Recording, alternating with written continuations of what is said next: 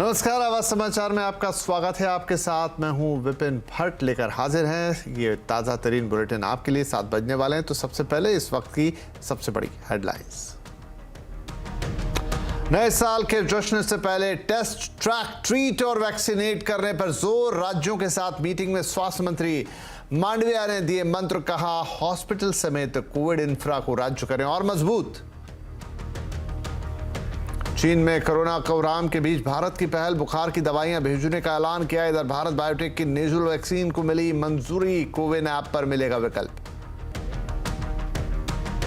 भारत जोड़ो यात्रा पर बड़ी कोरोना पॉलिटिक्स, अनुराग ठाकुर का निशाना, क्या प्रोटोकॉल से ऊपर है परिवार की जिद। दिग्विजय सिंह बोले आरएसएस और सरकार डर गए, कल दिल्ली पहुंचेंगे राहुल।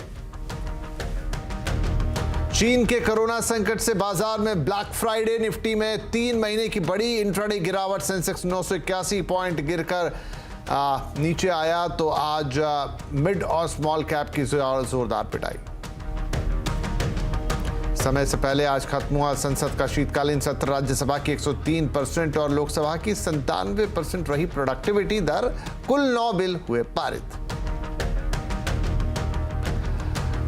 सैम करन बने आईपीएल इतिहास के सबसे महंगे खिलाड़ी। पंजाब किंग्स ने 18.5 करोड़ में खरीदा, तो मुंबई इंडियंस ने कैमरॉन ग्रीन पर खर्च किए 17.5 करोड़। बैन स्टोक्स के लिए चेन्नई ने दिए 16.5 करोड़।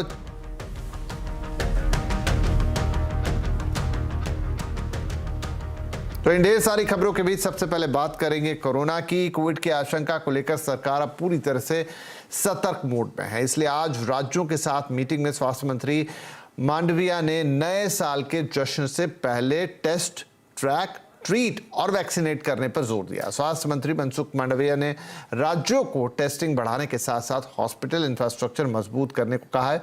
आज हुई इस अहम मीटिंग में क्या कुछ और बातें हुई हैं, इस पर बात करने के लिए हमारे साथ जुड़ रहे हैं हमारे संवाददाता आलोक प्रियदर्शी। तो आलोक, मीटिंग खत्म हो गई है, क्या कुछ बड़ी बातें उसमें से निकल कर आई हैं? देखिए, बड़ी बातें यही हुई कि जो केंद्रीय स्वास्थ्य मंत्री हैं मनसुख मांडविया, उन्होंने कहा कि पिछले 2 बार हम लोगों ने जिस तरह से केंद्र और राज्य ने मिलकर काम किया है, हमारे पास टेस्टेड फार्मूला है काम करने का। हमारे पास जो टेस्टेड फार्मूला है वो ये है कि टेस्ट, ट्रैक, ट्रीट और वैक्सीनेट, ये 4 तरीके हैं। इसी के जरिए हमें कोरोना से निपटना होगा। इसके अलावा राज्यों को अलर्ट मोड पर रहने को कहा है कि ग्लोबली जिस तरह से केसेस बढ़ रहे हैं, भारत में भी केसेस बढ़ सकते हैं, लेकिन हम पहले से अगर सतर्क रहते हैं तो हम इस खतरे से बखूबी निपट सकते हैं। तीसरी बात, जो सबसे बड़ी बात, ये कहा कि जो निगरानी तंत्र है, यानी कि मॉनिटरिंग और सर्वेलेंस, इसको मजबूत करने की जरूरत है। और साथ ही साथ जो हॉस्पिटल इंफ्रास्ट्रक्चर है उसको और बढ़ाएं, हॉस्पिटल्स में बेड्स बढ़ाएं, रिव्यू करें। और साथ ही साथ जो कोविड वैक्सीनेशन का कार्यक्रम चल रहा है उसको और तेज करें। जितने भी लोग वैक्सीनेशन से छूट गए हैं उन तमाम लोगों को वैक्सीनेट किया जाए। ये तमाम जो स्ट्रेटजी है, और इसके अलावा जो कोविड प्रोटोकॉल को पालन करने के जो तरीके हैं, तौर तरीके हैं, जो पहले समय समय पर केंद्र सरकार ने राज्यों को सुझाए हैं, उन तमाम कोविड प्रोटोकॉल को बखूबी निश्चित अमल करें और जहां भी पब्लिक मैनेजमेंट सिस्टम है उसको इम्प्लीमेंट करें। तो कुल मिलाकर ये जो तरीके हैं, जो पहले से टेस्टेड तरीके हैं, उसी को अपनाकर जो कोविड का जो नया वेरिएंट है उससे भी निपटा जा सकता है। फिलहाल केंद्र की तरफ से राज्यों को इस तरह के तमाम गाइडलाइंस दिए गए हैं।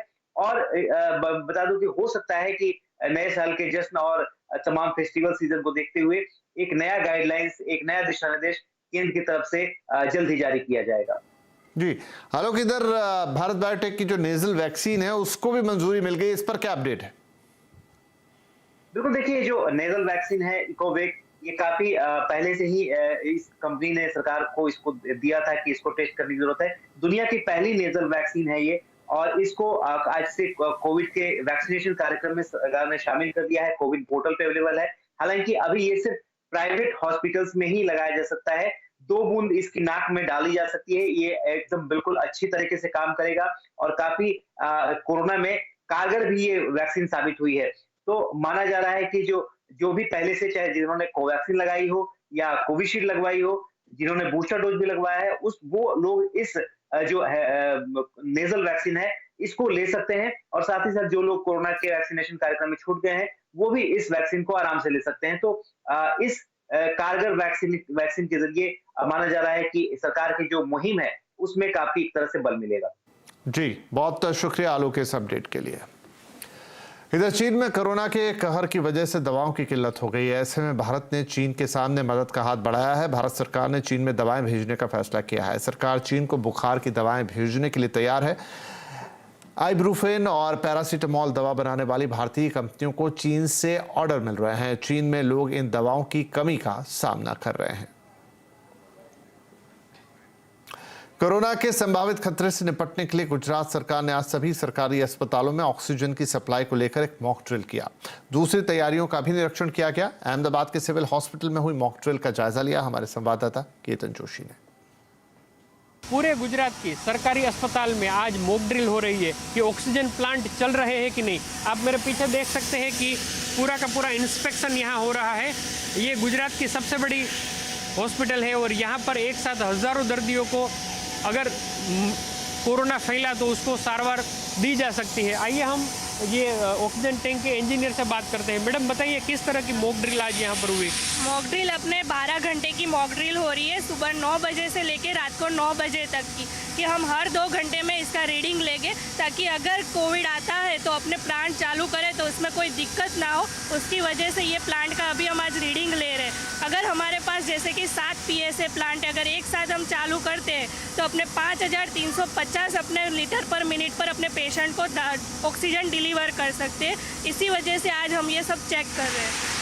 तो पूरे गुजरात में इसी तरह का नज़ारा है और अगर कोविड आ जाए तो उसको निपटने के लिए सारी तैयारियां गुजरात सरकार की ओर से की जा रही है। केतन जोशी, अहमदाबाद। तो एक तरफ सरकार कोरोना को लेकर अलर्ट है तो दूसरी तरफ राहुल गांधी को केंद्र की चिट्ठी के बाद भारत जोड़ो यात्रा पर रोक लगाने को लेकर घमासान मचा हुआ है। एक तरफ जहां कांग्रेस ने दावा किया है कि भारत जोड़ो यात्रा में शामिल हर यात्री वैक्सीनेटेड है, तो वहीं केंद्रीय मंत्री अनुराग ठाकुर ने यात्रा पर सवाल उठाते हुए कहा है कि क्या परिवार की जिद कोरोना के प्रोटोकॉल से ऊपर है। दरअसल स्वास्थ्य मंत्री ने राहुल गांधी को चिट्ठी लिखकर इस यात्रा में कोविड एप्रोप्रिएट बिहेवियर करने की अपील की थी, जिसके बाद राहुल गांधी ने इस चिट्ठी को सरकार की बहानेबाजी बताया था। मैं यही कहूंगा कि अगर भारत जोड़ो यात्रा में 1.5 महीने से चल रही थी, किसी को कोई फर्क नहीं पड़ता है कौन जुड़ा कौन नहीं जुड़ा, लेकिन इस बात की चिंता तब होती है जब एक राज्य के मुख्यमंत्री जब उस कोविड यात्रा में जाकर जुड़ते हैं, कोविड पॉजिटिव पाए जाते हैं, राहुल गांधी जी उनको गले लगाकर चलते हैं, तो क्या राहुल जी भी कोविड पॉजिटिव हैं? क्या उस यात्रा के बाकी लोग भी कोविड पॉजिटिव है? कौन कौन है? क्या कांग्रेस में प्रोटोकॉल से ऊपर एक परिवार है? क्या उनकी जिद देश के नियमों से ऊपर है? मैंने 3 प्रश्न किए हैं उनसे। पहला एक है, क्या उन्होंने भारत सरकार ने मेडिकल इमरजेंसी डिक्लेयर की है? नंबर 1। नंबर 2, नेशनल लॉकडाउन करने की उनकी कोई योजना है? पहली बार कल प्रधानमंत्री जी ने कोविड के नए जो वेरिएंट आया है उस वेरिएंट के बारे में पहली बार चर्चा की है और उसके पहले ही स्वास्थ्य मंत्री जी ने पत्र हमको लिख दिया, राहुल जी को लिख दिया। तो भारत जोड़ो यात्रा पर सियासत के बीच राहुल गांधी कल दिल्ली पहुंचेंगे, जहां राजधानी में वो 23 किलोमीटर का सफर तय करेंगे। वहीं कांग्रेस की तरफ से कोविड प्रोटोकॉल को ध्यान में रखते हुए यात्रा में कल से सभी यात्री मास्क पहनना उनको अनिवार्य कर दिया गया है। कांग्रेस प्रवक्ता जयराम रमेश ने इसकी घोषणा की है। उन्होंने कहा कि यात्रियों को कोरोना का खतरा देखते हुए यह फैसला लिया गया है कि सभी लोग यात्रा में मास्क पहनकर ही शामिल होंगे।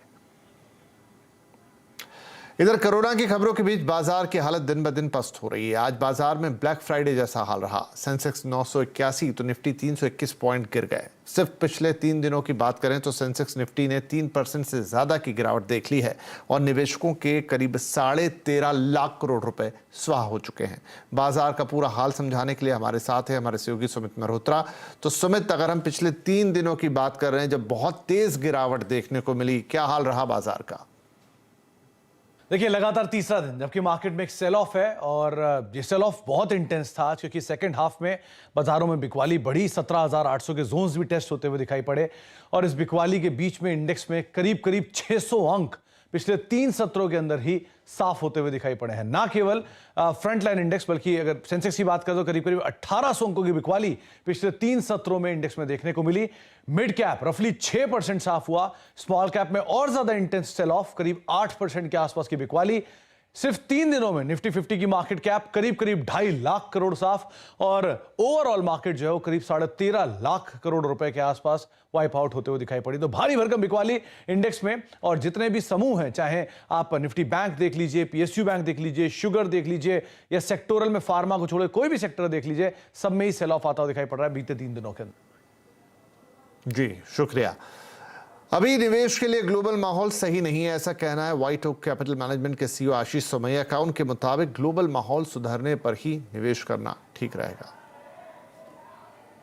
आई am more positive on later half of 2023, ये बात। और दूसरी आपने जैसे बताया कि सेक्टर्स, तो हमारे पोर्टफोलियो में सारे सेक्टर्स हैं, लेकिन आई वुड जस्ट से कि जो सेक्टर्स में बहुत भारी गिरावट आई है, देखिए जैसे अगर आप अर्निंग्स की बात करें तो 4%, 5%, 7% इस तरीके का अर्निंग डाउनग्रेड है।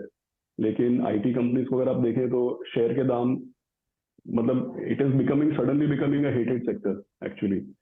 तो ऐसा होता नहीं है, जब भी आर्थिक व्यवस्था में मंदी आती है तो 2-3 क्वार्टर न्यू ऑर्डर विन्स इस तरीके का स्लो डाउन होता है, बट फंडामेंटल्स डिसरप्ट नहीं होते हैं। तो आई थिंक ये एक सेक्टर देखना चाहिए। आई थिंक ये definitely again it has become hated sector, या आप देखिए इस पे ज्यादा लोगों को कॉन्फिडेंस नहीं है इसमें, और काफी समय से कोई मूवमेंट नहीं है। और तीसरा जो हमेशा मुझे ऐसा लगता है कि पोर्टफोलियो में होना चाहिए वो है कंज्यूमर डिस्क्रेशनरी, क्योंकि अगले 3-5 साल में ये एक ऐसा एरिया है जहां पे काफी ग्रोथ आएगी। 2022 अलविदा कहने को है। पूरा साल मिड कैप और स्मॉल कैप शेयरों के लिए अच्छा नहीं रहा। दिग्गजों ने भी कोई खास पैसा बनाकर नहीं दिया। अब बस सबकी उम्मीदें 2023 पर हैं। HDFC सिक्योरिटीज ने अपनी दमदार पिक्स की लिस्ट जारी की है। समझने के लिए चलते हैं अपने सहयोगी सुमित के पास। तो सुमित, क्या है इस लिस्ट में खास? देखिए, मार्केट्स में एक अच्छा खासा सेल ऑफ आ चुका है, तो एक मौका भी बन गया है तमाम निवेशकों के लिए कि यहाँ पर अगर आप पोर्टफोलियो बिल्ड करना चाह रहे हैं तो ब्रोकर हाउसेस क्या व्यूज ले रहे हैं। तो HDFC सिक्योरिटीज़ ने 2023 के लिए अपनी अलग अलग पिक्स निकाली हैं, और कुछ रिनोन जो नाम है वो ज़रूर यहाँ पे आपको दिखाई पड़ेंगे।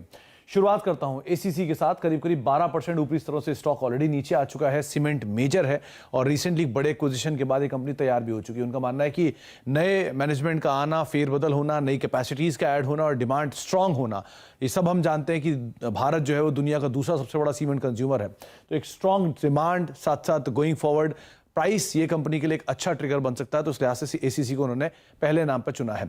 इसके अलावा दूसरा नाम है वो है भारत फोर्ज का, जहां पर डिफेंस स्पेस की, फोर्जिंग स्पेस की एक बड़ी कंपनी है। रिसेंटली कंपनी ने अपने डिफेंस को लेकर काफ़ी बड़ा टाई अप भी किया है, और क्योंकि फोर्जिंग में मेजर कामकाज है तो ऑटो, एरोस्पेस, डिफेंस, ऐसे कई सारे स्ट्रीम्स हैं इसके ऊपर कंपनी कामकाज कर रही है। और कंपनी ने यह भी मेंशन किया है कि एरोस्पेस कारोबार की जो आय हो 400 करोड़ जो अभी है उससे बढ़ा के करीब करीब 1000 करोड़ रुपए तक लेकर जाने का लक्ष्य भी 2023 में वो पूरा कर सकते हैं। तो इस तरह के एक्सपेंशन के साथ आप इसके ऊपर भी नजर रखेंगे।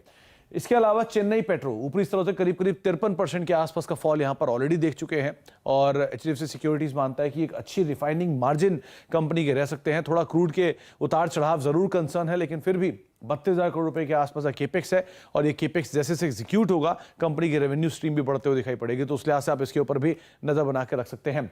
एक और नाम ऑयल एंड गैस स्पेस से वो है IOC। स्ट्रॉन्ग डिविडेंड यील्ड करीब करीब 20% के आसपास हायर लेवल से शेयर ऑलरेडी टूट चुका है। कंपनी की 11% के आसपास की डिविडेंड यील्ड बन चुकी है। देश के 1/3 हिस्सा पेट्रोल पंप का जो है वो कंपनी के पास है, और उसके अलावा एक स्ट्रॉन्ग रिफाइनिंग कैपेसिटीज भी हैं और पुराना नाम भी है। तो एक सही दाम पर कंपनी अपनी कैपेसिटीज एक्सपैंड कर रही है। पानीपत और गुजरात, ये दोनों एक्सपेंशन भी कंपनी के लिए एक बढ़िया ट्रिगर बन के सामने आ सकते हैं। तो IOC के ऊपर भी आपको नजर रखनी होगी। Larsen and Toubro capital goods major अपने ऑल टाइम हाई से थोड़ा ही नीचे आया, लेकिन करीब करीब 4.25 लाख करोड़ रुपए की एक स्ट्रॉन्ग ऑर्डर बुक कंपनी की तरफ से, अच्छे ऑर्डर इनफ्लोज भी हैं। सब्सिडरीज भी कंपनी काफी स्ट्रांगली परफॉर्म कर रही है, और कंपनी को ऐसा लगता है अगले 2 से 3 सालों में रफली 5,000 करोड़ रुपए के आसपास का जो डेट है उसको ईज आउट कर सकता है। तमाम IT सब्सिडरीज NBFC, फाइनेंशियल, इन सब्सिडरीजों से अच्छी परफॉर्मेंस आ रही है, तो कैपिटल गुड स्पेस की मेजर L&T के ऊपर भी आप नजर रखेंगे। साथ ही साथ देश की सबसे बड़ी सरकारी बैंक SBI, NPS में कमी, कासा में सुधार, ये शायद एग्जीक्यूट आगे भी रहेगा। स्ट्रॉन्ग नंबर कंपनी ने लास्ट क्वार्टर में दिए हैं, वो शायद आगे भी कैरी फॉरवर्ड करेंगे। तमाम सब्सिडरी यहां पर भी बेहतर परफॉर्म कर रही हैं, चाहे SBI लाइफ हो, SBI कार्ड हो, सबका अच्छा परफॉर्मेंस है, वो कंपनी के नंबर्स पे रहेगा। हायर लेवल से 15% नीचे भी आ चुका है, तो HDFC मानता है कि शायद यहां पर एक अच्छी अपॉर्चुनिटीज क्रिएट होते हुए दिखाई पड़ सकती है, इस लिहाज से भी आपको इसके ऊपर नजर रखनी होगी। इसके अलावा आप एक और अगर इंफ्रास्पेसी कंपनी के ऊपर नजर डालना चाहेंगे तो उसमें PNC इंफ्रा ऐसी कंपनी भी है, जिसके ऊपर भी आप ध्यान दे सकते हैं। करीब 19,000 करोड़ रुपए के आसपास की कंपनी की ऑर्डर बुक है और रफली 8 से 10,000 करोड़ रुपए के आसपास के ऑर्डर्स यहां पर गोइंग फॉरवर्ड और आते हुए दिखाई पड़ सकते हैं। तो ये एक और ऐसा नाम रहेगा जिसके ऊपर आपको नजर रखनी होगी। तमाम कंपनियों का सम अप अगर कर दिया जाए, तमाम कंपनी आपके सामने रख दी जाए, तो आप एक एक करके तमाम कंपनियों के ऊपर नजर डाल सकते हैं। ACC, Bharat forge, Chennai petro, IOC, जिनके ऊपर आप ध्यान रखेंगे 2023 के तौर पर, और उसके अलावा SBI, लार्सन और PNC इंफ्रा, कुछ और ऐसे नाम जिनको आप ध्यान दे सकते हैं। अगर आप 2023 के लिए कुछ स्टॉक्स चुन रहे हैं तो HDFC सिक्योरिटीज की ये स्टॉक्स की रिकमेंडेशन है। चलिए, तो HDFC सिक्योरिटीज की स्टॉक पिक्स थी, लेकिन पिछले 3 दिनों से बाजार का जो हाल है वो सभी को डरा रहा है। तो बाजार में क्यों मचा हुआ है हाहाकार, और क्या आगे भी बाजार में जारी रहेगी ऐसी ही चाल? आज आवाज अड्डा में इसी पर करेंगे चर्चा। शाम 7:57 पर जरूर जुड़िए। कोरोना की आहट, बाजार में घबराहट।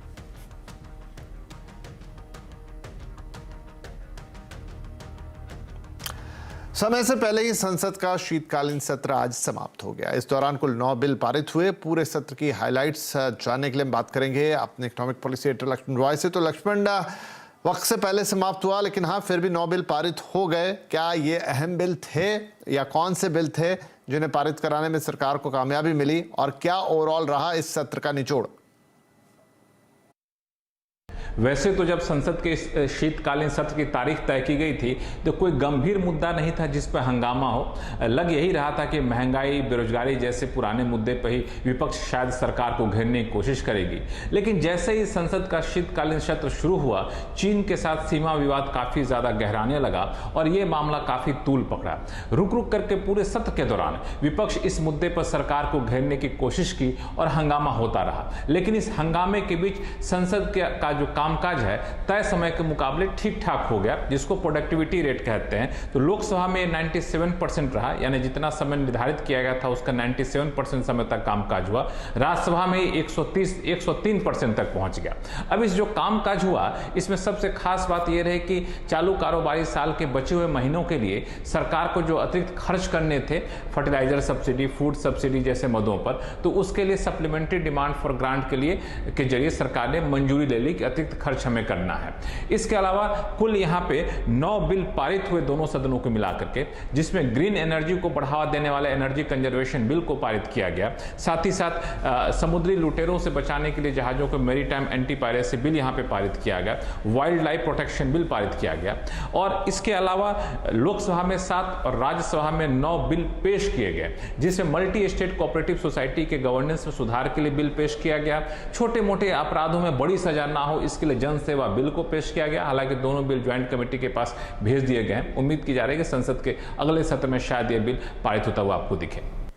जी लक्ष्मण, बहुत शुक्रिया इस जानकारी के लिए। तो ये था संसद का शीतकालीन सत्र, क्या कुछ हुआ बता रहे थे लक्ष्मण रॉय। लेकिन हम लेंगे यहाँ पर एक छोटा सा ब्रेक, लेकिन ब्रेक के बाद हवाई यात्रियों के लिए क्या अहम खबर, अब एयरलाइंस टिकट डाउनग्रेड नहीं कर पाएंगी। वेलकम बैक, आप देख रहे हैं आवाज समाचार। अब कुछ और खबरें। सेंट्रल पेरिस में खुलेआम फायरिंग से 3 लोगों की मौत हो गई है, वहीं 4 लोग घायल हैं। सूत्रों के मुताबिक हमलावर 69 साल का एक बुजुर्ग है। पुलिस ने हमलावर को हिरासत में भी ले लिया है और मामले की जांच की जा रही है। लेकिन इस घटना ने पेरिस में सबको चौंका दिया है। अगर एयरलाइन आपकी टिकट को डाउनग्रेड करती है तो अब आपको फुल रिफंड तो मिलेगा ही, साथ ही आपके पास फ्री टिकट पर ट्रैवल करने का ऑप्शन भी होगा। DGCA जल्द ही नियमों में बदलाव के लिए प्रस्ताव लाने जा रहा है। पूरा डिटेल लेते हैं अपने संवाददाता रोहन सिंह से। तो रोहन, जरा बताइए कि कैसे ये खबर कंज्यूमर्स के लिए अच्छी है और क्या होता है एयरलाइन के अंदर टिकट डाउनग्रेड? पिछले कुछ समय में ऐसे कई सारे मामले सामने आए हैं जहां पे एयरलाइन पैसेंजर की मर्जी के बिना उनके टिकट को डाउनग्रेड कर देती है। मतलब अगर आपने बिजनेस क्लास का या फिर फर्स्ट क्लास का टिकट लिया है तो आप जब ट्रैवल करने जाते हैं तो आपके टिकट को डाउनग्रेड करने के इकोनॉमिक क्लास या प्रीमियम इकोनॉमी कर दिया जाता है और इस तरह के मामले बढ़े हैं। तो DGCA ने इसका संज्ञान लिया है और आने वाले दिनों में जो सिविल एविएशन रूल है उसमें बदलाव किया जा रहा है। जो तर्क दिए जाते हैं एयरलाइंस की तरफ से कि या तो ओवर बुकिंग हो गई या फिर सीट खराब है या एयरक्राफ्ट में चेंज हुआ है, इनको लेकर बहाने बनाए जाते हैं एयरलाइंस की तरफ से। लेकिन अब DGCA का कहना है कि अगर एयरलाइन इस तरह की चीज़ें करती है तो उन्हें उसकी कीमत चुकानी पड़ेगी। जो सिविल एविएशन रूल में बदलाव का प्रस्ताव रखा गया है उसमें एयरलाइंस को जो पैसेंजर है अगर वो डाउनग्रेड करते हैं उनके टिकट को तो उसका पूरा रिफंड टैक्स के साथ उसे रिफंड करना पड़ेगा। दूसरी तरफ जो नेक्स्ट अवेलेबल क्लास है उसमें उन्हें जो है फ्री जो है उनसे कोई चार्ज नहीं लिया जाएगा यात्रा का। और इसके अलावा जो बाकी रूल्स हैं वो तो बने ही रहेंगे, लेकिन पैसेंजर्स को कोई एक्स्ट्रा पैसा देने की ज़रूरत नहीं पड़ेगी। इससे फिलहाल स्टेक होल्डर कंसल्टेशन के लिए भेजा गया है। तमाम एयरपोर्ट्स और जो एयरलाइंस हैं उनसे इस बारे में डिस्कशन किया जाएगा और उसके बाद इस सिविल एविएशन रूल में बदलाव किया जाएगा। जी शुक्रिया। सिक्किम के जिमा में आज एक सड़क हादसे में सेना के 16 जवानों की मौत हो गई, वहीं 4 जवान अब भी घायल हैं। जानकारी के मुताबिक मोड़ पार करने के दौरान सेना की गाड़ी फिसलकर खाई में गिर गई। फिलहाल सेना का बचाव अभियान जारी है। दूसरी ओर प्रधानमंत्री नरेंद्र मोदी ने हादसे पर शोक जताया है। साथ ही मृतकों को 2 लाख और घायलों को मृतकों के परिवारजनों को 2 लाख और घायलों को 50,000 मुआवजा देने की घोषणा भी की है।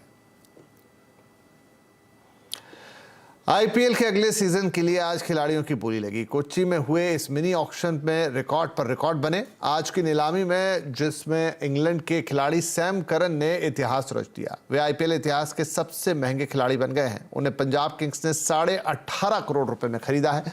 वहीं कैमरन ग्रीन के लिए मुंबई इंडियंस ने 17.5 करोड़ रुपए खर्च किए हैं। इस रकम के साथ ग्रीन IPL के दूसरे सबसे महंगे खिलाड़ी हो गए हैं। इसके अलावा इंग्लैंड के स्टार ऑलराउंडर बेन स्टोक्स को चेन्नई सुपर किंग्स ने 16.5 करोड़ रुपए में खरीदा। निकोलस पूरन को लखनऊ सुपर जॉयंट्स ने 16.25 करोड़ रुपए में खरीदा। कोच्चि के ग्रैंड हयात होटल में ये IPL के मिनी ऑक्शंस हुए और इस बार 405 खिलाड़ी इस नीलामी की रेस में शामिल थे, जिसमें 273 भारतीय तो 132 विदेशी खिलाड़ी रहे। IPL के 16वें सीजन के लिए सभी 10 फ्रेंचाइजियों के लिए 87 स्लॉटों को भरने के लिए नीलामी की गई, जिसमें सभी फ्रेंचाइजी ने कुल मिला के 206 करोड़ रुपए के आसपास रकम खर्च की। अब चलते हैं अहमदाबाद के एक 5 स्टार होटल में, जहां क्रिसमस के अलग रंग देखने को मिल रहे हैं। होटल में क्रिसमस और उत्तरायण का अनोखा संगम किया गया है। यहां क्रिसमस ट्री को 250 से ज्यादा खादी की पतंगों के साथ सजाया गया है, जिसे नाम दिया गया है स्पिरिट ऑफ गुजरात। जायजा लिया हमारे संवाददाता केतन जोशी ने। अहमदाबाद के होटल में भी क्रिसमस को मेमोरेबल बनाने के लिए कई सारी चीज़ें रखी गई है। इस वक्त हम ITC नर्मदा में है और आप देख सकते हैं कि अहमदाबाद की पहचान काइट फेस्टिवल है। तो यहाँ पर पूरा का पूरा क्रिसमस ट्री काइट से बनाया गया है और जनवरी में काइट फेस्टिवल भी अहमदाबाद में होता है। इसके अलावा क्या क्या यहाँ पर है खूबियाँ, वो जानते हैं यहाँ के जनरल मैनेजर से। सर हमें ये बताइए कि क्या क्या तैयारियाँ की है हमने क्रिसमस को लेकर। सर जैसे आप देख रहे हैं, जो हमारा जो क्रिसमस ट्री है पीछे, ये आपका लोकली इंस्पायर्ड है। इसको हमने बोला है स्पिरिट ऑफ गुजरात। जो ये ट्री जो बनाया है आपने, मोर देन 250 काइट्स यूज़ किए हैं जो कि खादी से बनाए गए हैं। और ये हमने जो हमने सोच के बनाया था कि क्रिसमस और जो आपका जनवरी में उत्तरायण फेस्टिवल आता है, दोनों का कॉम्बिनेशन टू शो सॉलिडारिटी की कैसे होता है। तो ये जो ट्री जो आप देख रहे हैं, ये 25 फुट का ट्री है और ये जो है 78 मीटर की हाइट से टंगाया गया है। इसके अलावा अगर आप देखेंगे कि हमने पीछे में आपके एक जिंजर ब्रेड हाउस बनाया है जो कि कम्प्लीटली कुकीज़ से बनाया गया है। And apart from that sir, जो होटल में रेस्टोरेंट में जो आप देख रहे हैं, हमने बहुत सारा डेकोर यूज़ किया है, टेबल्स पे यूज़ किया है, रिसेप्शन काउंटर पे यूज़ किया है। क्रिसमस को लेके हमारी फेस्टिविटीज़ एक्चुअली नवंबर में स्टार्ट हो गई थी जब हमने केक मिक्सिंग किया था, और वो जो हमने फ्रूट्स और जूस मिक्स किया था उसको रखा हुआ है, उसकी केक बनेगी अभी क्रिसमस की में, जो हमारे बुफे पे लगेगी। क्रिसमस के लिए जो हमने क्रिसमस ईव है जो 24 की शाम को, हमारे पास एक क्रिसमस ईव बुफे है हमारे रेस्टोरेंट में, और हमारे चाइनीज़ रेस्टोरेंट में क्रिसमस डिनर है। और अगले दिन जो क्रिसमस डे है तो उसमें क्रिसमस ब्रंच रहेगा हमारे कॉफ़ी शॉप में, और same thing in our Chinese restaurant we are doing a Christmas lunch as well. तो दिस इज हाउ ये हमारे होटल का पहला क्रिसमस है, and we wanted to make it special for all the guests in Ahmedabad sir. बिल्कुल, तो local touch भी दिया गया है ताकि ये क्रिसमस है वो अगली क्रिसमस तक लोगों के दिल में बना रहे। केतन जोशी, अहमदाबाद।